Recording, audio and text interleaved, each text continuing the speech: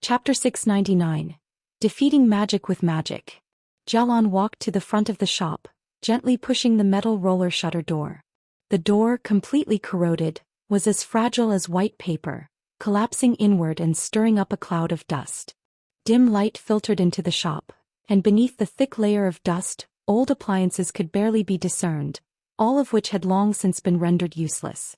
Behind a decayed counter was a curtain, and the entire shop felt empty. The three people present were all experienced in navigating the fog, so they were not overly surprised by the scene. Over the long years and the erosion of the mist, these buildings had lost their original support and were now high-risk structures that could collapse at any moment. Are Chia and the others really in a place like this?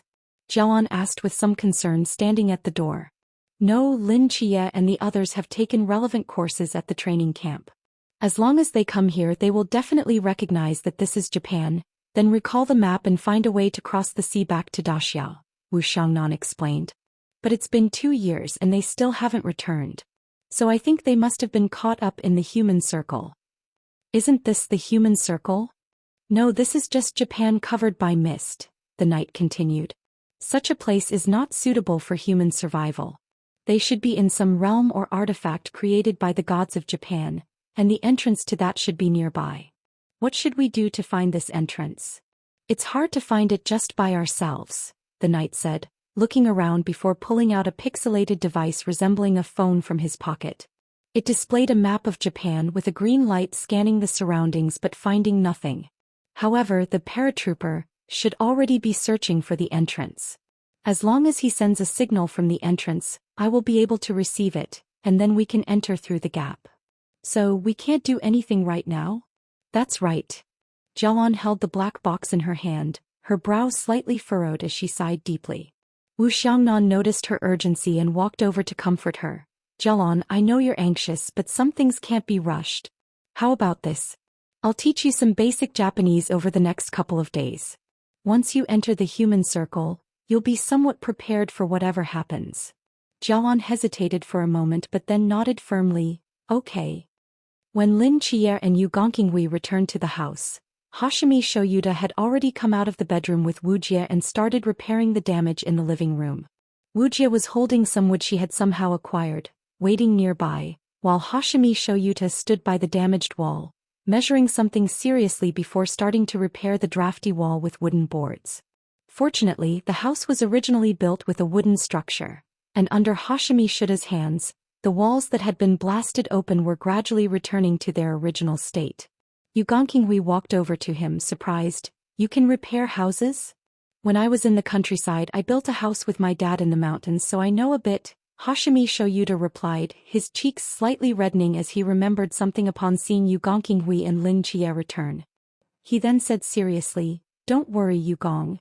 The house was damaged by this demoness and I will take responsibility for fixing it. Wu Jie stood nearby, holding the tall wooden boards, watching the busy Hashimi Shoyuta with a smile but saying nothing. Yu Gongqinghui nodded, not saying much. If Hashimi Shoyuta could help fix the house, it would save him the trouble of spending money to hire someone. I think we need to move up our timeline for entering the ruins, Lin Chia said seriously to Yu Gongqinghui after pondering for a moment. Is it because of that mysterious person just now? Exactly. If his goal is the same as ours, the ruins you mentioned, then if he gets in before us we will be at a disadvantage. Now that we have obtained the diving equipment, we don't need to wait until the day after tomorrow. That makes sense. Yu Gongqinghui agreed with Lin Chia's reasoning. So should we set off tonight? Or wait until tomorrow? After midnight tonight we will try the prophecy twice. Regardless of the results, we need to enter the ruins overnight, Lin Chia said earnestly. Okay, I'll follow your lead. However, before we start the game I need to make some preparations. Hearing Lin Chia's words, Yu Gongqinghui was slightly taken aback. Preparations? What kind of preparations? Lin Chia glanced at Wu Jie who was standing nearby and slowly said, Preparations to win the game. In the psychiatric hospital of the gods. In the study, Merlin looked at Lin Chia who had a serious expression and asked in surprise. A method to win against a prophet in the game? That's right, Lin Chia nodded. The other party seems to be able to glimpse the trajectory of fate to a certain extent, and conventional methods won't work against her, so I came to consult you. Merlin looked at Lin Chia for a long time, a slight smile appearing at the corner of his mouth. What's wrong, Sir Merlin? Winning against a prophet may be difficult for others, but for you it shouldn't be a problem, Merlin said with a smile. Lin Chia was somewhat puzzled. Why is that? Have you heard the saying? Only magic can defeat magic. Merlin stroked his beard and chuckled. Sitting in front of you is a great god of magic, the originator of prophecy. With me here, as long as I slightly alter the trajectory of fate, she won't be able to win against you. Lin Chia's eyes gradually lit up. Tonight at midnight I will be counting on you.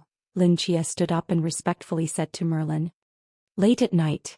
The four of them gathered around the low table again, their expressions very serious. This was their last two opportunities to gain prophecies before entering the ruins. Hashimi Shoyuta understood this as well. He had no combat power and couldn't accompany Yu Gongqinghui into the ruins. The only thing he could contribute was Wujia's prophecy. If he couldn't win against Wujia this time, then this trip would be in vain, and it might even make Yu Gongqinghui think he was truly useless. No matter what, he wanted to help Yu Gongqinghui. So at this moment he was the most anxious and eager to win at the table. Wujia, sitting beside him, seemed to sense Hashimi Shuta's tension. Her golden eyes blinked as she averted her gaze, sighing inwardly. This prophecy seemed very important to Shoyuta. How about letting him win once later? After all, even if she let him win once, as long as Lin Chia won it back, she could still use the punishment to send him to her bed. That sounds good. Chapter 700. Two Prophecies. The first round begins with Hashimi Shoyuta. This time the game is a simple game of rock paper scissors. To Lin Chia's surprise, Hashimi Shoyuta actually managed to win against Wujia. Seeing Hashimi Shuta's excited expression and Wujia's ambiguous smile, Lin Chia could basically guess that Wujia had let him win. As a powerful being with the ability to glimpse fate, how could she possibly lose to a high school student in rock paper scissors? However, from the fact that Wujia let him win, it was clear that she cared about Hashimi Shuta's feelings. Could it be that the rumor Rain Gongqinghui mentioned was true? Lin Chia glanced at the innocent and naive Hashimi Shoyuta, then looked at Wujia, who was sitting beside him with a smile but saying nothing, and his expression became subtle. Next it's our turn. Wujia turned to Lin Chia. So, Lin Chia, are you ready to start today's game? I'm ready. Today's game is guessing heads or tails. Wujia took out a coin and handed it to Hashimi Shoyuta, saying, First we guess heads or tails and then Shoyuta will toss the coin. The person who guesses correctly, based on which side lands face up, wins. Simple game of luck. It seems Wujia really wants to win this round. The corners of Lin Chia's mouth lifted slightly. Unfortunately, this game suited him perfectly. All right. To be fair, you guess first and I'll guess the remaining side. Wujia generously gave the first move to Lin Chia. Okay. Lin Chia nodded. I guess it will stand on the ground. Wujia. Wujia froze for a moment.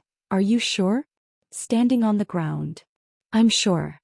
All right, then I guess it will be face up. Both of them turned to look at Hashimi Shoyuta. The latter swallowed nervously, gripping the coin in his hand, seemingly weighing its weight, trying to make it stand on the ground. This was quite a challenge for him. It's okay, just toss it however you like. Lin Chia noticed his thoughts and smiled. With Merlin backing him up, Lin Chia didn't think he would lose. After all, the current Merlin was no longer the crazy one who had just entered the mental hospital. She was a true goddess of magic and prophecy who had regained 90% of her power. Hashimi Shoyuta nodded, took a deep breath and tossed the coin into the air. A glimmer flickered in Wujia's eyes as she confirmed that the fate trajectory she saw was correct, and her heart relaxed. This time Lin Chia wouldn't be able to win against her. Just as this thought arose, a strong wind blew in through the unpatched wall, causing the coin in midair to sway slightly, its trajectory shifting as it fell toward the ground. Clang clang clang. The coin bounced twice on the ground, rolled for a while, and finally wedged itself firmly in the gap between the tatami mats, standing upright. Wujia's pupils suddenly constricted. She looked up at Lin Chia, her eyes filled with shock and confusion. She couldn't understand why the fate trajectory she had predicted had suddenly changed. Even if Lin Chia had tampered with the coin during its flight, she should have been able to foresee it. But why had she seen nothing this time? Feeling Wujia's gaze, Lin Chia smiled slightly and said nothing. Praise the goddess of magic. It really stood up. Hashimi Shoyuta exclaimed excitedly as he stood up from the ground. 2 wins in a row. 2 chances for prophecy. Wujie stared at Lin Chia for a moment, realizing she couldn't see through this man at all. After a long while she slowly averted her gaze and sighed deeply. She couldn't tease Shoyuta today. Alright, you both listen carefully. 2 unusual glimmers flashed in Wujie's golden eyes. She paused for a moment before slowly speaking. The 2 prophecies are, at the base of the statue of the Spider Woman lies the key to escape the realm of death, and at the end of the Aurora River sits the supreme existence that transcends past and future. After hearing these 2 sentences, both Lin Chia and Rain Gong Qinghui were taken aback. What do these 2 prophecies mean? At first glance it was completely unclear what they were saying. The prophecies have only a 50% accuracy rate, I believe you both know that. Wujie added, it's not that I don't want to tell you the correct prophecies. It's a flaw of this blade itself. I am merely the soul of the blade and cannot change it. I understand. Rain Gong Qinghui nodded, these 2 prophecies are enough. Having received the 2 prophecies, Lin Chia and Rain Gong Qinghui quickly packed their things and left the house. Since the location was quite far from here and they were carrying diving equipment, Rain Gong Qinghui had rented a van in advance, and they drove toward the coastline under the cover of night. What do you think of those 2 prophecies? Rain Gong Qinghui asked Lin Chia, frowning as he drove. Lin Chia pondered for a moment. The first prophecy is quite clear. It points to the location of the key to escape from somewhere. There's nothing more to say about that. The problem lies with the second prophecy. At the end of the Aurora River sits the supreme existence that transcends past and future. Rain Gong Qinghui repeated the prophecy, somewhat puzzled. The end of the Aurora River should refer to a location, but what does the supreme existence that transcends past and future mean? Literally, it should refer to a supreme being that we cannot touch. Lin Chia murmured, however, existing in the past and future. Does that mean it only exists in the past and future but not in the present? A supreme existence that does not exist in the present? Rain Gong Qinghui shook his head. I still can't understand. I can't deduce what that sentence is referring to either. Lin Chia sighed. Perhaps we will find the answer once we enter the ruins. The vehicle sped along the night road and after about an hour, it slowly stopped near a beach on the eastern coast of Hokkaido. 2 figures got out of the car and walked to the seaside, where the hazy moonlight spilled over the shimmering sea, sparkling like scattered silver. The ruins are in the sea? Lin Chia asked. Yes, if we go 2 kilometers into the deep sea from this direction, we will reach the entrance to the ruins. Lin Chia nodded. Let's put on our gear. Under the moonlight, the 2 of them donned the diving equipment they had purchased and stepped toward the silver-sparkling sea, walking forward step by step. A wave crashed from afar and in the next moment, their figures completely vanished from the surface of the sea. The moonlit coast fell into a deep silence once again. Chapter 701. At the bottom of the deep sea. Mist. Beep beep beep. In the ruins of a broken city, 3 people were walking side by side on a desolate road when suddenly, an electronic sound rang out from the knight's chest. The knight was taken aback, then quickly pulled out a pixel-style detection device. On the device's screen, a red dot appeared out of nowhere, rapidly pulsing. What's wrong? Wu Xiangnan asked. The paratrooper is near the gap and has already set up a signal transmitter there, the knight said while adjusting the device. Next, we just need to find this signal source and we can enter the human circle through the gap to meet him. Jialan's eyes lit up. We can go in? Yes. The knight nodded, carefully observing the map. This place is in Hokkaido, but it seems to be offshore. The gap is in the sea? How far from the land?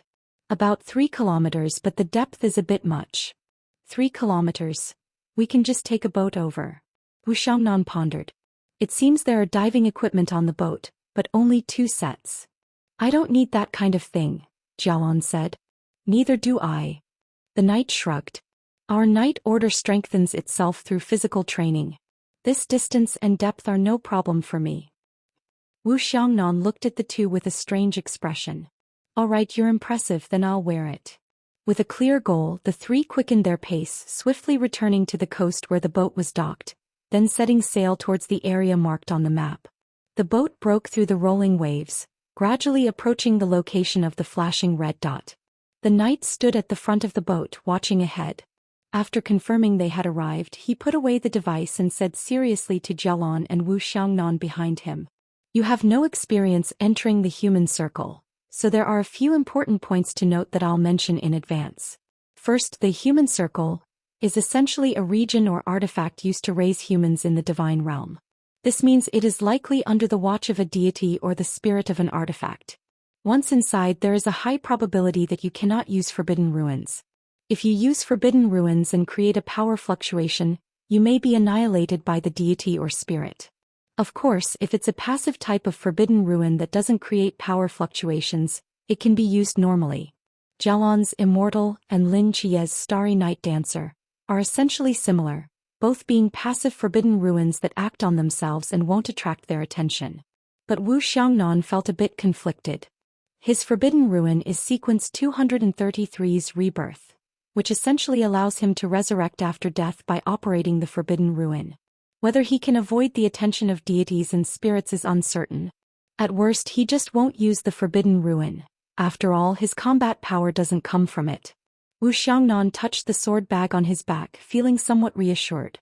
Ever since Lin Chie used Miracle to repair his hand in Tsangnan, he could once again wield a sword. The fearless sword heart he had lost returned, and he was no longer the despondent vice-captain of Tsangnan City's Team 136, but rather undying swordsman Wu Xiangnan, a former member of Team Blue Rain. Secondly, within the human circle, there are not only ordinary people being raised. To prevent issues within the human circle, deities in the divine realm will select humans and grant them powers, allowing them to act as embodiments of the deities, maintaining the operation of the entire human circle. Without the ability to use forbidden ruins, it will be very difficult for us to defeat them, so we should avoid conflicts with them as much as possible, thoroughly hiding ourselves. Only when our main force arrives can we initiate a direct confrontation. One more thing. Do not attempt to change the distorted worldview or beliefs that the humans raised in the human circle have developed. Upon hearing the last sentence, Wu Xiangnan was puzzled. Why? Under the long-term rule of divine authority, the way of thinking and conduct of the humans living in the human circle will inevitably differ from ours. Some of their actions may even baffle us, but this erroneous thinking and perception have been passed down over the years. After a century of accumulation, it has formed a complete system that is nearly unbreakable.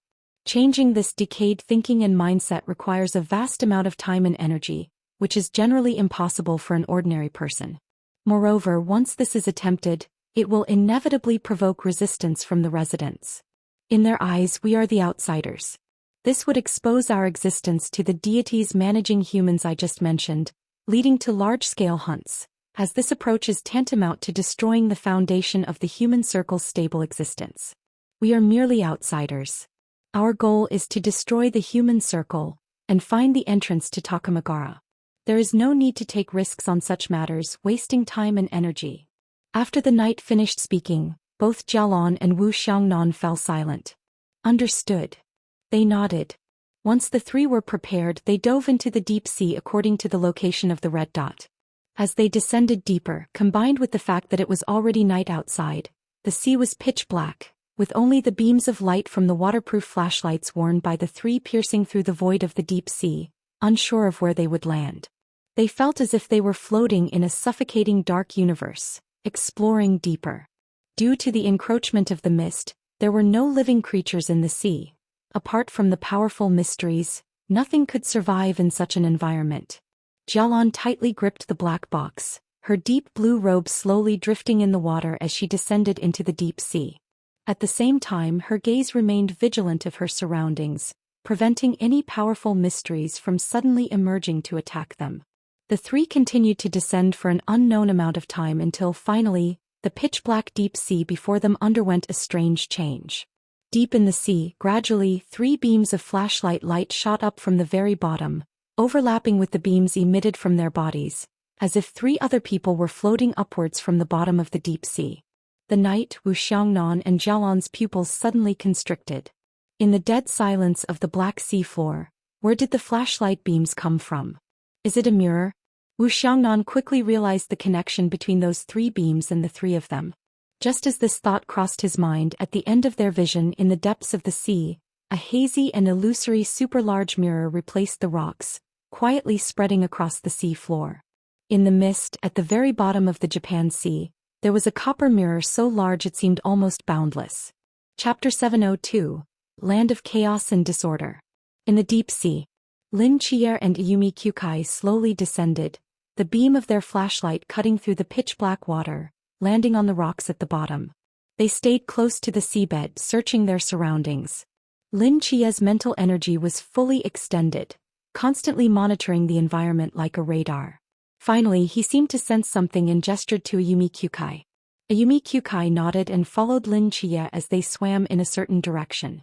After wandering along the seabed for a long time, the flashlight beam suddenly deepened, and the rocks beneath them vanished, replaced by a massive underwater pit with a radius of several hundred meters. The outline of the pit was circular, extending downward. Standing beside the pit and looking down, the flashlight beam illuminated the dark water, but it was impossible to see the bottom of the pit. The two exchanged glances and nodded simultaneously before leaping into the pit. In the endless darkness and water, they had no idea how long they had been falling. Since entering the pit, the physical rules seemed to have mysteriously changed. The buoyancy of the water did not slow their descent but instead accelerated it. Eventually, Lin Qier and Yumi Kyukai could no longer control their speed of descent, nor could they gauge how deep they had sunk. Time passed second by second until they suddenly felt a dizzying spin, and their bodies were ejected from the water, arcing through the air before landing heavily on the ground. Ayumi Kyukai frowned, slowly rising from the ground while wearing cumbersome diving gear, her eyes scanning the surroundings with confusion beneath her diving mask. The environment was pitch black, but through the flashlight beam she could roughly discern that they were in a low cave, and the place they had just emerged from was a vast deep pool about 30 meters away. Ha! Lin Qier removed his mask, took a gentle breath to confirm there was enough air, and began to take off his diving gear. After a moment, the two approached the deep pool, carefully sweeping the flashlight across the dark surface. This deep pool connects to the sea area we came from? Yumi Kyukai asked, somewhat puzzled. It should, Lin Qier nodded slightly. After passing through that strange underwater pit, we were directly thrown here. But I feel like we sank quite deep in the pit. This place might not just be the seabed anymore but more like an independent space. My master said the same thing, Yumi Kyukai sighed. However, he never figured out what this ruin actually is. That's our task now, Lin Qier said, looking toward the path on the other side of the cave. In any case, let's move forward. The two slowly walked through the narrow cave, Ayumi Kyukai hanging the yubing at her waist, her hand resting on the hilt of her knife, always alert to their surroundings. Although they couldn't use the Hozu knife here, if she only drew the knife to use its techniques without activating the Hozu's abilities, the knife wouldn't be drawn away by mysterious forces. This was merely a rumor she had heard from her master, but she had no intention of testing it. After all, there was only one yubing.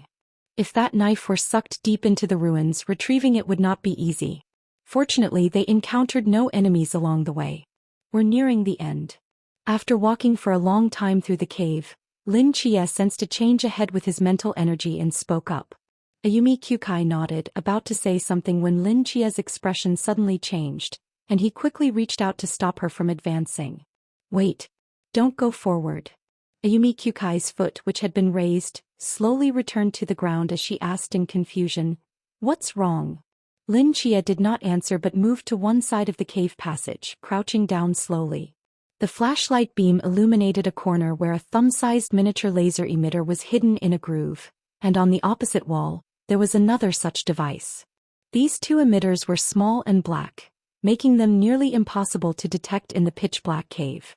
If it weren't for Lin Qie's mental energy perception, they would have definitely overlooked their existence. Ayumi Kyukai crouched down, curious, and asked, "What is this?" An infrared alarm. Lin Qier recognized the device and frowned as he explained. Once someone passes through here, it will trigger an alarm signal to notify the person who set it up. This was placed here by someone? Of course, and it hasn't been here for long, Lin Qier said with certainty. He looked up toward the cave's end, paused, and slowly spoke. It seems someone arrived at the ruins before us and possesses professional counter-tracking knowledge and skills. Is it that mysterious person who bought the diving equipment? Most likely, and he is quite alert.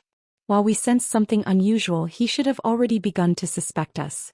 This alarm was probably set up to guard against us. Yumi Kyukai's brow furrowed, feeling that things were becoming troublesome.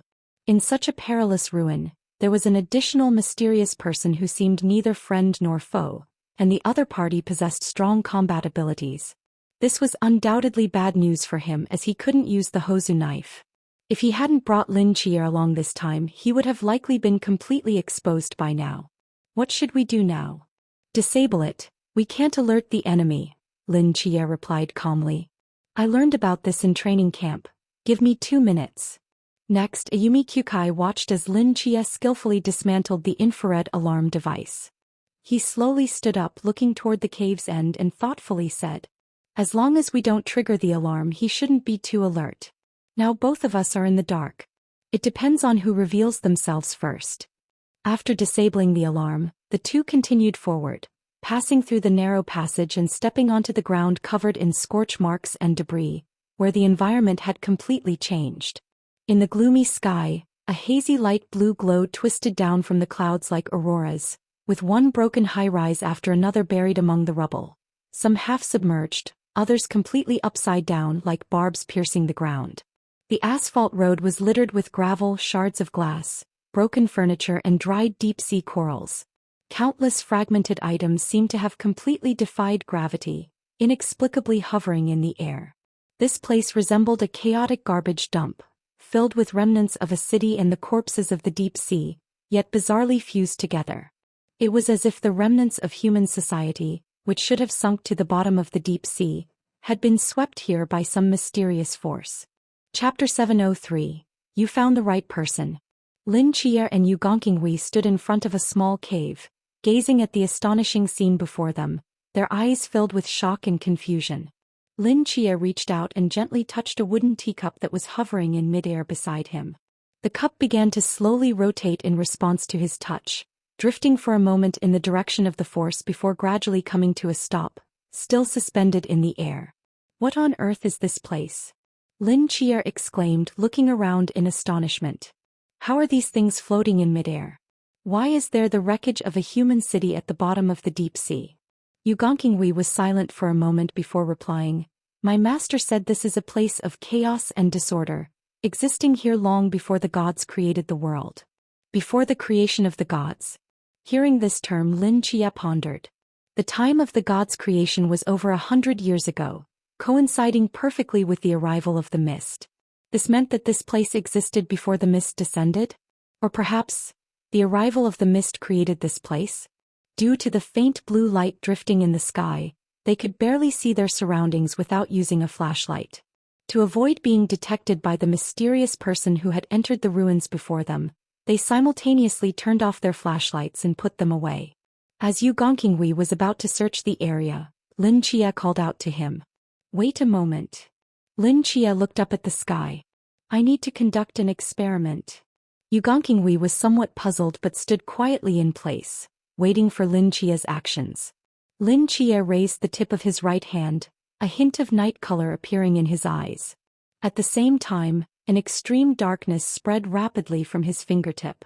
Ultimate darkness invasion. As this darkness spread, the night color in Lin Chia's eyes deepened, and his entire demeanor suddenly changed. He stood there, exuding a faint imperial majesty that made anyone who glanced at him feel a sense of reverence. At that moment he seemed to become the ruler of the night. Yu Gongqinghui, standing nearby, keenly sensed the change in Lin Chia and showed a look of surprise in his eyes. This was the first time he had seen Lin Chia use the Forbidden Ruins, and it was also the first time he felt the aura emanating from him. Although he didn't know exactly what Lin Chia was doing, he could roughly guess that this was a unique method of their invaders. As the darkness spread, most of the street was covered, and a hint of joy appeared in Lin Chia's eyes. He had used the Forbidden Ruins on such a large scale, yet that mysterious gaze still hadn't fallen upon him, as if it didn't exist at all. This indicated that this so-called place of chaos and disorder was outside the coverage of that mysterious gaze. Here he could freely use the Forbidden Ruins. This was undoubtedly great news for him. Lin Chia retracted the forbidden ruins, and the surrounding darkness rolled back into his body like a tide. He turned to Yu Gongqinghui, a smile appearing at the corner of his mouth. You found the right helper. Before Yu Gongqinghui could react to what Lin Chia meant, the latter slowly extended his hand and pressed down on the ground beneath them. In the next moment, dozens of massive summoning magic circles simultaneously burst open. In the dreamlike glow of the summoning magic, Lin Chia narrowed his eyes slightly as he gazed at the enormous wreckage of the city before him, murmuring to himself, "No matter how well you hide, you're just one person, and I have the entire asylum of the gods." On the other side of the ruins, a figure cloaked in black like a ghost silently floated across the empty streets, leaving no trace on the ground. He lightly tapped his toes on the steps and gracefully leaped onto a building's wreckage that was embedded in the wasteland. He ran up the nearly vertical wall and stopped at the very top of the building's remains, his gaze sweeping over the dark and vast ruins, his brow slightly furrowed. Up until now, not a single alarm has been triggered. Could I be mistaken? Are those two not here for this place? If Lin Chia were present, he would hear that the figure was not speaking Japanese but rather standard Mandarin. He slowly raised his head, and beneath the black hood was a young man with a buzz cut, his eyes sharp like a wolf's, now furrowed in thought. His name was Wei Dong, a member of the S75, and a paratrooper involved in the current Human Circle destruction plan. Since seeing those two young men at Hokkaido Yamazaki Appliance Repair, he had sensed something unusual about them. Although their clothing concealed it, he could still keenly detect the long knives hidden at their waists. He had been in this country for several months and was aware of the existence of the Huotsukito. If he wasn't mistaken, those two young men should be the two wielders of the Huotsukito. However, in Wei Dong's eyes, whether they were Huotsukito wielders or oracles, they were all natives of this human circle. To him who was carrying out the human circle destruction plan, they were all enemies. He had already installed the signal transmitter, and soon the sentinels would arrive. To prevent any mishaps in the plan, he needed to eliminate these two enemies as quickly as possible. This ruin was not a place where he could use the Huotsukito, so if he wanted to kill these two Huotsukito wielders, this was the best battlefield. However, he had set up countless alarm traps along the way, waiting quietly for a long time, yet not a single one had been triggered. This made him begin to doubt his judgment. Could it be that they really didn't come here? Just as Wei Dong was deep in thought, the pixelated electronic watch on his wrist suddenly lit up, displaying a scarlet triangular symbol with a string of numbers in the upper left corner, 016. Alarm 16 had been triggered. They were here. Wei Dong's eyes sharpened, and he quickly leaped down from the top of the building, lightly touching the ground with his toes, his figure darting like a ghost in a certain direction. He had already memorized the locations of every alarm he had set, and without a moment's pause he sprinted toward the vicinity of alarm 16, scanning his surroundings until he finally locked onto a specific position. He silently climbed onto the ruins of a 4-story building, reached a dark small window, and removed the gun magazine from his back, opening it to reveal the complex and fragmented gun parts inside. His hands swiftly retrieved the parts, quickly assembling them into a sniper rifle which he steadied behind the window. Through the high-powered scope, he began to search the area around the location of alarm 16 little by little. Finally, he spotted the figure that had triggered the alarm. That was a cute raccoon wearing a deep blue caregiver uniform. Chapter 704. Catering Department. Raccoon. Wei Dong stood frozen in place, peering through the scope, and after confirming multiple times that it was indeed a raccoon, he fell into deep confusion. What on earth is a raccoon doing in this cursed place? Moreover, why is this raccoon walking on 2 legs? Has it become sentient? No, that's not right. This must be some kind of mystery. But how could such a mystery appear in this place? Wei Dong hesitated. He had initially thought the alarm was triggered by those 2 disaster knife masters, but he didn't expect the intruder to be just a low-level raccoon mystery, which seemed harmless. If he pulled the trigger here, the gunshot would likely expose his position. However, if those 2 disaster knife masters really hadn't come here, then exposing his position might not be a big deal. Should he shoot or not? After pondering for a moment, Wei Dong made up his mind and aimed his sniper rifle at the raccoon below. As a paratrooper, his mission was to set up the signal transmitter and guide the sentinels here, so he had to ensure the area was safe first. This wandering raccoon mystery was ultimately a potential threat. Moreover, even if those two disaster knife masters showed up, as long as he shot and immediately changed locations, they wouldn't know his exact position. Wei Dong held the sniper rifle, aimed at the raccoon's head and slowly squeezed the trigger. At that moment, the raccoon was wobbling along the dimly lit path, its brown fur shimmering with a smooth sheen in the pale blue light. Its black gem-like eyes were scanning the surroundings, seemingly filled with curiosity about everything. Suddenly, its gaze fell upon a glass marble stuck in the cracks of a broken wall nearby. Its eyes lit up. "This little stone is so pretty." Just as it bent down to pick up the marble, a sharp gunshot echoed through the alley. Bang! A dark red bullet whizzed past its forehead, singeing a few strands of fur. The sudden attack startled it, and it instantly leaped 4 or 5 meters into the air, darting through the complex ruins of the streets at an astonishing speed. It glanced back toward the direction of the gunfire, its heart racing wildly. "I'm going to die, I'm going to die. I almost lost my life here." It hadn't even made it to the upper echelons of the dining department, hadn't become Assistant Minister Aju's aide, and hadn't even had the chance to sneak a satisfying midnight snack in the kitchen. If it died here, that would be such a waste. Its name was Tawan, a lucky raccoon, a caregiver at the Divine Mental Hospital, room 277, under the dining department led by Aju. Its realm was only at the touching pool level with no real offensive capability. However, its occasional lucky bonuses always allowed it to escape death in the fog. Among the 7 divisions of the gods, the highest combat power belonged to the security department under Hong Yan. Unfortunately, most of its members were powerful mysteries at the limitless or Klein level, and with Lin Chia's current mental strength he couldn't summon them. Thus, the dining department, which generally had a lower realm but ample manpower, became his target for this large-scale summoning. Originally, the average realm of the caregivers in the dining department was only at the river level. Especially after the dining department's top combatant, the White Bear, was tricked away by Lin Chia to become a knife soul, this average realm dropped even further. With Lin Chia's current peak C-level mental strength, summoning 30 to 40 caregivers at once was not a problem. Seeing the raccoon evade his bullet in such an unbelievable manner, Wei Dong stood there in shock. Half a second later he quickly got up, grabbed his sniper rifle and jumped down from the building, sprinting toward another structure. This shot had already exposed his position. For safety's sake he needed to change his battlefield.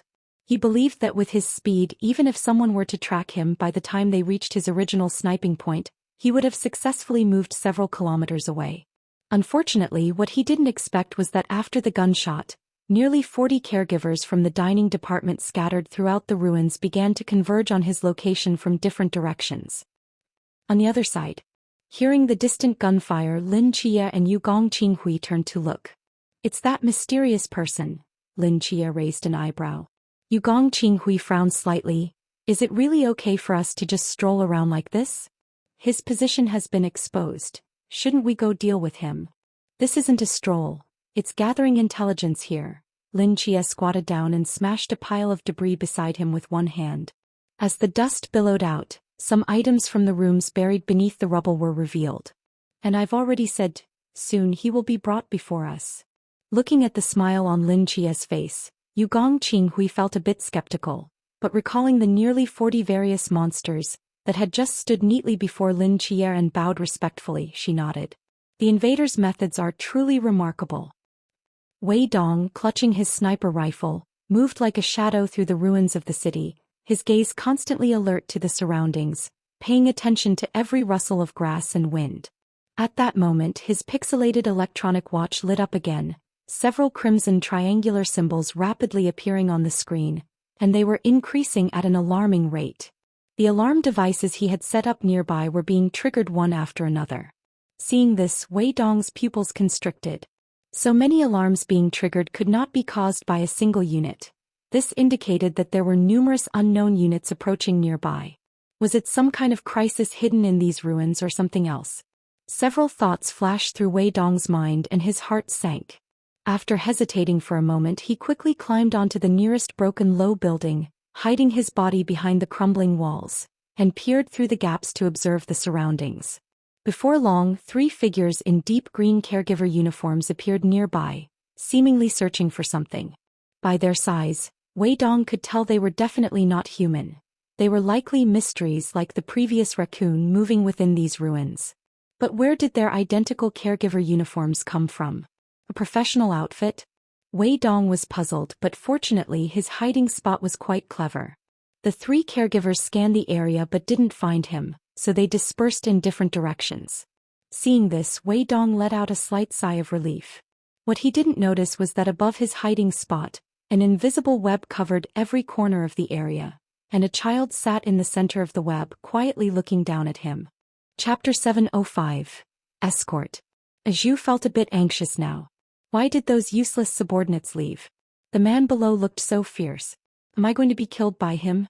But if I let him go, I won't be able to explain it to the director. What if he gets me, the minister, removed and lets those treacherous officials take advantage of the situation? Wouldn't my late-night snacks be ruined in the future? No, absolutely not.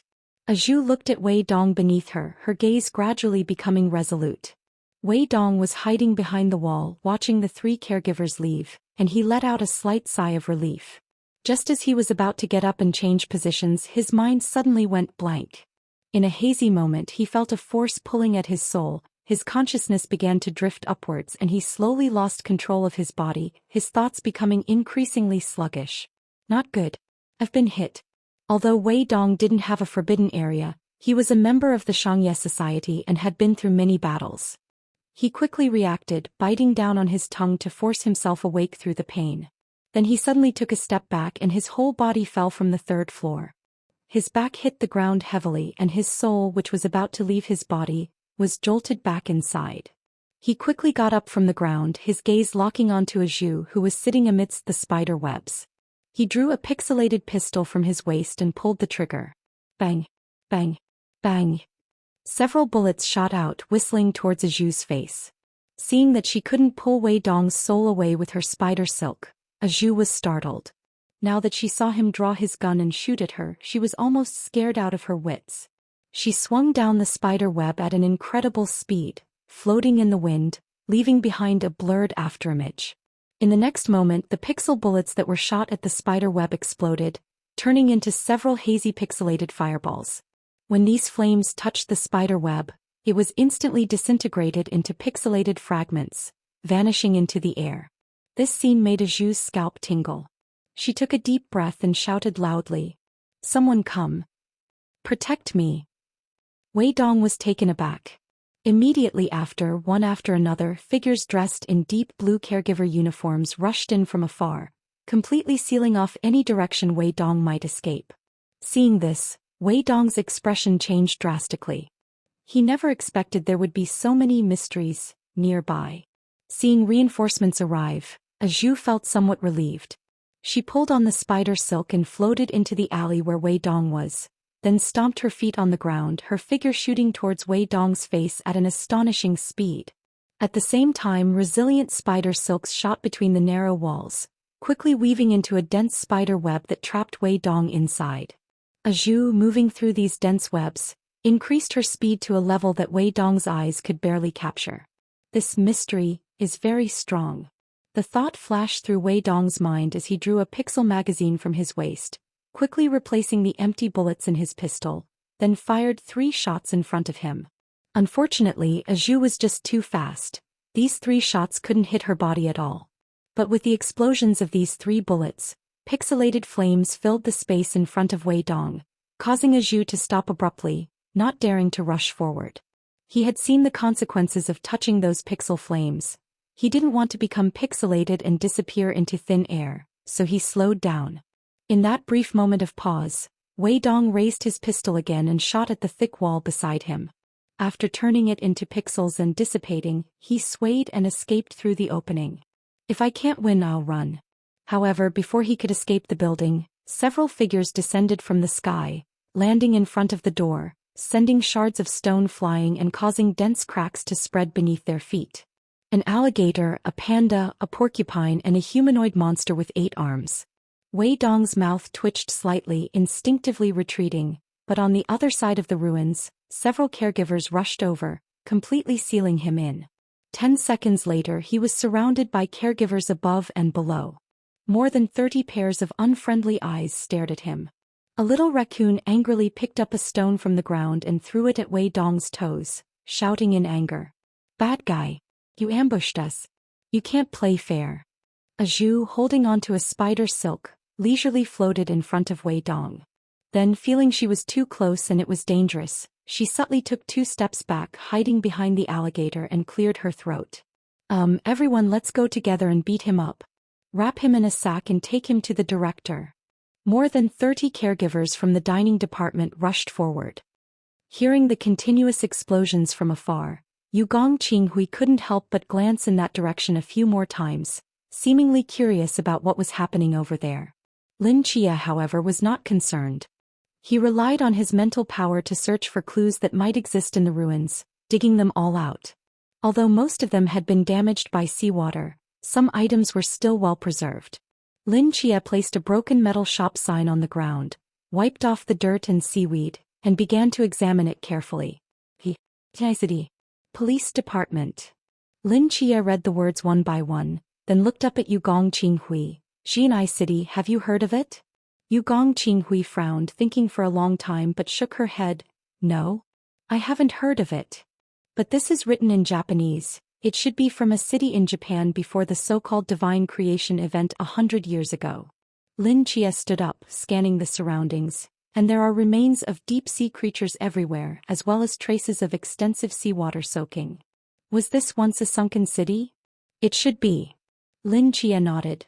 Before and after the fog descended, or to be more precise, during the process of the divine creation, some unexpected events must have occurred that caused this city to sink to the seabed and be drawn into this independent space by some force. Now the question is, where exactly is this space? Does it still connect to somewhere else? Lin Chia frowned in deep thought. Whether it was from the way they entered the ruins or the normal use of the forbidden area, it seemed to indicate one thing. This place did not belong to the Japan that he and Yu Gongqinghui came from. Rather, the environment here resembled somewhere in the fog? No, that's not right. There's no fog here. Could it be that this is a connection point between Japan and the fog?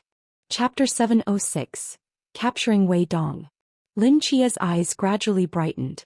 He had long suspected that the Japan he was in was not the real Japan, because 100 years ago, Japan had been shrouded in mist, an unchangeable fact. As for what this Japan truly was, he still did not have a definite answer. But if his guess was correct, then through this relic he could return to the misty world and thus return to the Great Xia. This was indeed an unexpected delight. At that moment, a large group of figures approached Lin Chia.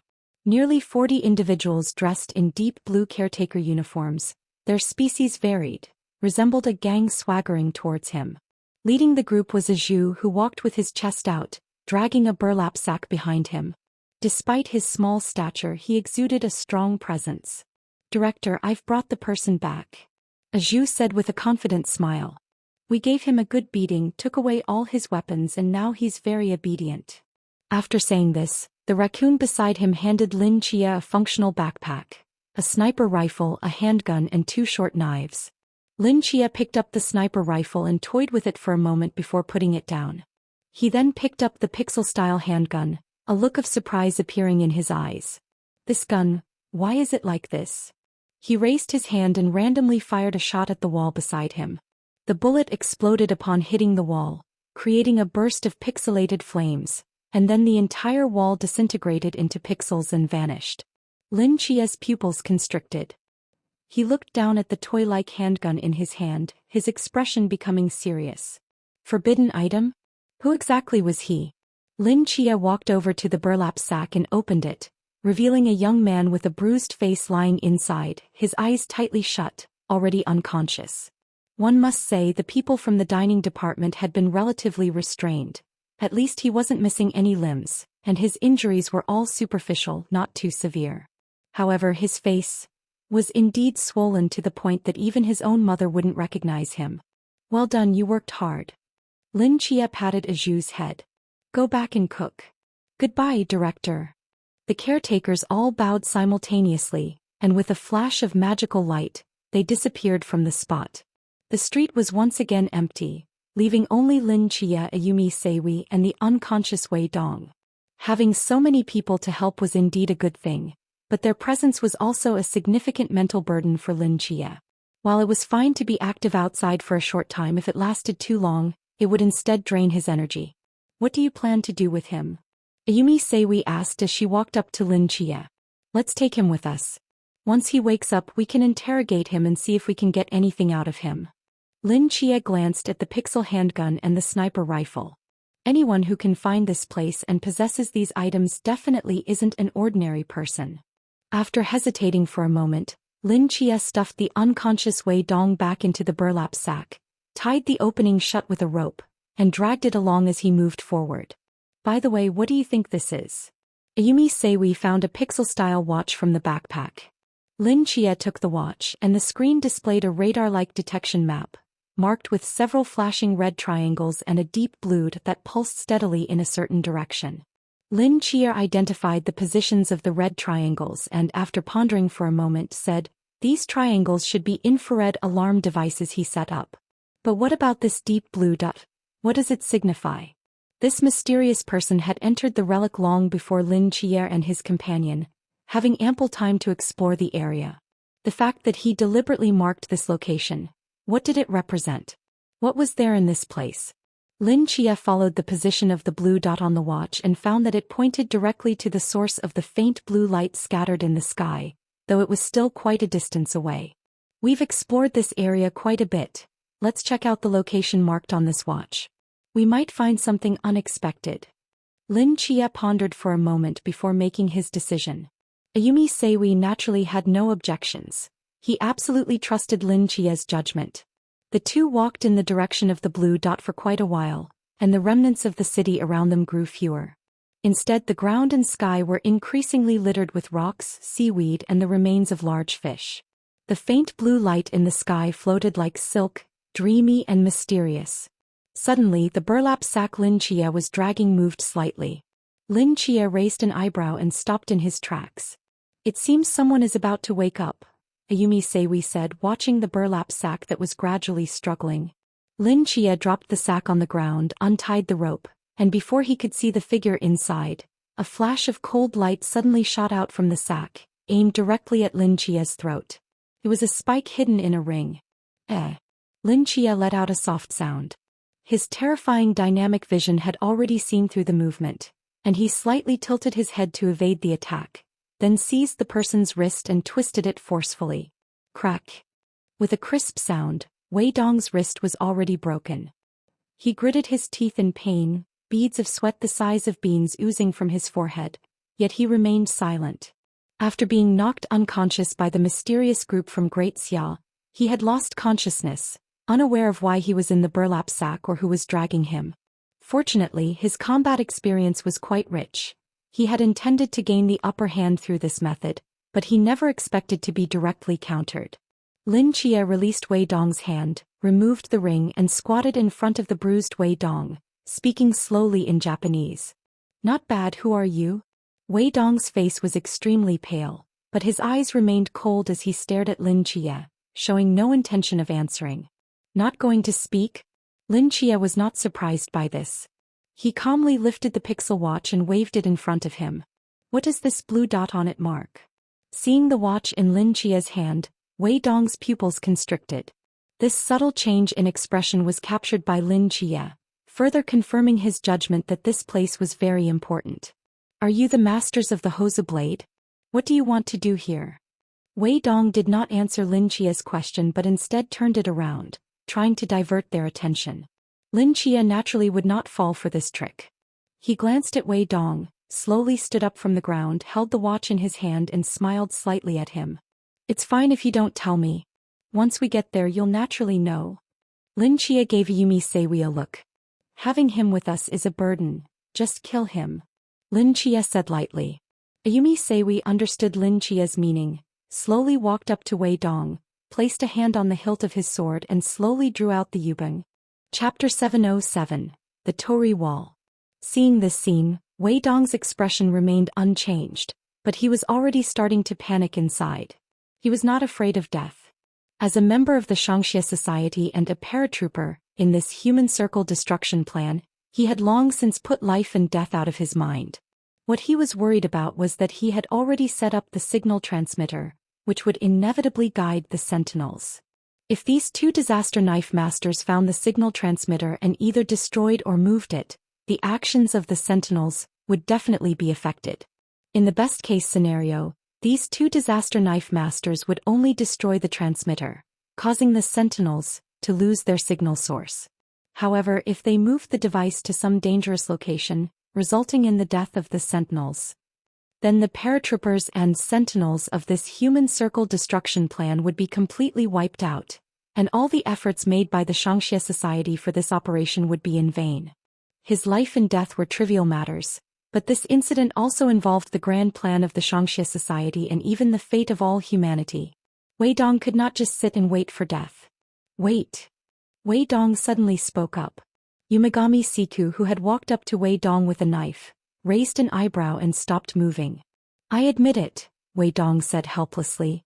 That coordinate points to a treasure site where I found a large amount of precious treasures, but I couldn't take them all by myself, so I left the coordinates, planning to come back with some equipment to transport them. Hearing this answer, Lin Chia was instead taken aback. He had imagined many possibilities. Perhaps Wei Dong would use various strange excuses to evade the question or even directly say that the place was extremely dangerous, trying to find ways to keep himself and Yumagami Siku away from that coordinate. But he never expected Wei Dong to so straightforwardly mention the existence of the treasure. It was too direct, too simple, too straightforward. He scrutinized Wei Dong. With this person's skills, expertise, and unusual equipment, could he really casually reveal such an important clue?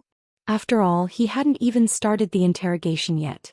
Once this statement was made, Lin Chia began to find it hard to see through him and started to hesitate about whether to pursue the so-called treasure. After all, for him these treasures held no real allure. If this was Wei Dong's trap, then stepping into it so easily would be a bit of a loss. And this was exactly the effect Wei Dong wanted. This kind of psychological game was also one of the essential lessons of the Shangxia Society. Lin Chia stared at the coordinates on the watch for a while, but ultimately he was not drawn into Wei Dong's trap. He put the watch away and glanced at Wei Dong calmly. Since that's the case, you should come with us. Lin Chia could not determine the truth of Wei Dong's words, but if there was really any danger at that location, he could sense it in advance with his mental power and leave. The perimeter of this ruin had already been thoroughly searched. They needed to delve deeper. Upon hearing this, a barely noticeable look of disappointment flashed in Wei Dong's eyes, but he quickly returned to normal. All right, he nodded. Lin Chia had already disarmed Wei Dong of all his weapons, searched him repeatedly with his mental power, confirmed there was no threat, and then tightly bound his wrists with rope, making him walk in front. Yumagami Siku walked up to Lin Chia's side and quietly asked, "Is the treasure really there?" "Not necessarily," Lin Chia pondered and replied. "I think he might be trying to trick us, but I still can't figure out what his true purpose is. Let's take it one step at a time." Yumagami Siku had no objections. The two followed Wei Dong toward the location of the coordinates. Once they could no longer see the remnants of the city around them, the environment suddenly became desolate and empty. The three walked in this direction for a long time, and at the end of the wild horizon, something different finally appeared. Lin Chia squinted toward that direction, where a series of vermilion torii gates stood in a row, like city walls rising from the barren earth. The floating debris and seaweed in the air were repelled the moment they touched these torii gates, as if an invisible portal blocked their entry. Even after standing in this desolate ruin for 100 years, the surfaces of these torii gates remained completely dust-free. A faint blue light scattered across the sky, surging from behind the wall of torii gates like a rushing river, splitting into branches in the dark sky, covering the entire sky of the ruins. At the end of the river of Aurora sits the supreme existence that transcends the past and future. The moment Lin Chia saw the blue river flowing from the torii gates, he recalled one of the prophecies given by the warrior maiden, his eyes narrowing slightly. If this faint blue light was indeed the so-called River of Aurora, then the end referred to in the prophecy must be somewhere behind these torii gates. However, how could such an eerie wall of torii gates appear in this chaotic and disorderly ruin? Lin Chia speculated that the core area of this ruin lay behind this wall of torii gates, and perhaps it also concealed the hidden secrets of this place. The treasure is inside there. Wei Dong stopped in front of the wall of torii gates, turned to look at Lin Chia and Yumagami Siku and calmly said, "Do you want to go in?" "Yes." Lin Chia did not hesitate at all. If he had any doubts or reservations about this so-called treasure site before, now that he saw it match the prophecy and was the core of the ruins, there was no other choice. He and Yumagami Siku had come to this ruin for this very reason. Wei Dong paused for a moment, said nothing more and stepped toward a nearby torii gate. The moment his figure crossed the vermilion torii gate, he suddenly vanished into thin air, leaving the area behind the torii gate empty, completely devoid of any trace of his existence. Lin Chia's pupils constricted. In his mental perception, Wei Dong seemed to have disappeared from this world the instant he stepped into the torii gate. His mental power searched the surroundings but could not find him. He disappeared? Yumagami Siku was equally startled. "Don't panic." Lin Chia calmly looked at the torii gate where Wei Dong had entered, pondering for a moment before saying, "I'll go in first and you follow me." "Okay." Yumagami Siku nodded. Lin Chia's eyes darkened and his entire aura deepened. His muscles tensed as he approached the torii gate and took a decisive step inside. Lin Chia's figure then vanished behind the torii gate. Yumagami Siku paused for a second after Lin Chia disappeared, then stepped in as well, disappearing from the spot.